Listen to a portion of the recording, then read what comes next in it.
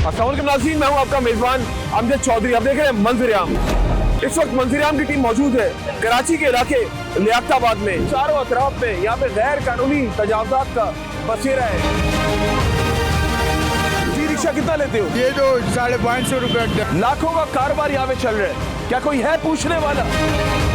बेतहाशा रोड जाम है, इतने ठिए लगे हुए हैं, गाड़ी निकलना मुश्किल है। नीचे जो पथारे लगाए हुए हैं, रोड को घेरा हुआ है, आवाम मुतासिर हो रही है, उससे परेशान हो रही है। कौन जिम्मेदार है? Land department. हमारा काम थोड़ी। फिर इस टेबल पे क्यों मौजूद है यहाँ पर? निकल रहा था मैं। कोई पैसा नहीं आ रहा सच तो बता दे, परेशान तो हमें हो गया। तो फिर लाखों करोड़ों का कारोबार है महीने का। करोड़ों अरबों का।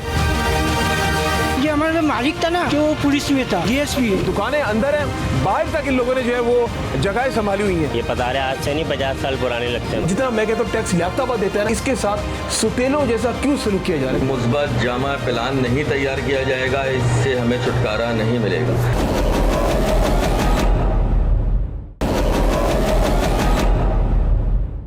आप देख रहे हैं 5 न्यूज़।